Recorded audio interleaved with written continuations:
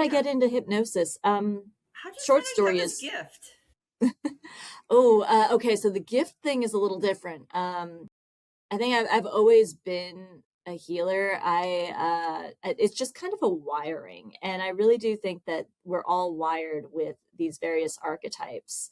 That some people are wired as teachers, and no matter what they do, even if you're talking to them in a coffee shop, they're going to be teaching. There are people who are entertainers. If you are just walking around and they bump into them at the grocery store, they'll find a way to make it an entertainment moment. I've always been wired as a healer. If somebody's just having coffee with me and there's any degree of openness, some kind of healing is going to happen. And I've never known, even after a lot of spiritual study, I still don't quite know how it works. I just know it works.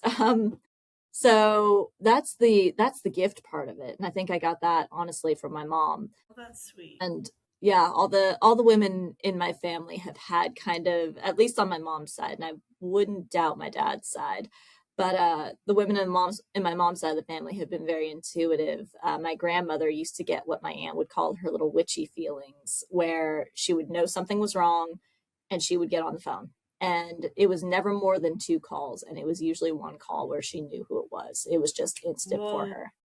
So it also came from a lot of, like, there was a lot of self repression in the women in my family too. They didn't want, my grandmother was very straight laced. She never said she was intuitive.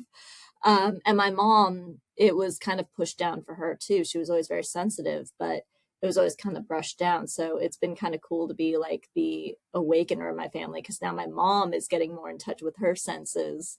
And it's been kind of cool to see. The hypnosis thing, I could pinpoint it to later in life, but I looked back and I had a memory pop up. Even when I was 6, I was fascinated with hypnosis. I would try to Really? hypnotize my dad with a spoon at the dinner table. That's adorable. And yeah, it was, he played along and it was so sweet. But I that memory popped up recently for me, and I guess it just kind of was something that was always in the background of my mind. And I think with hypnosis, I was always fascinated with the idea of being able to get out of my head. I've always lived in my head, and I actually, the people you heal are usually the people you are. So Oh, I wow. so that's why hypnosis appealed to me, was because it was something that I couldn't analyze, I couldn't logicify, I couldn't talk in circles around. I was always a very analytical kid, always a very smart kid who could kind of pinpoint and talk my way into things or talk my way around things. I could analyze things, but I couldn't actually heal them. So fast forward to a divorce with a narcissistic ex-husband. Um, I had all these thoughts in my head that I knew weren't true. I knew they weren't helpful. I knew they weren't even mine. And I could not stop thinking them. So Yeah. I said, something instinctively in me just said, this feels like I've been hypnotized. And girl, there's a whole other conversation that we'll have later on about toxic people and hypnosis. It's a thing.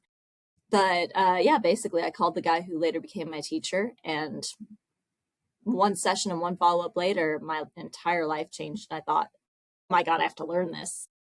And then over the years, I've just been pulling in all of these other little techniques that worked for me, that healed me: eye movement integration, EFT tapping, my own intuition, theta healing, which is like energy healing on steroids.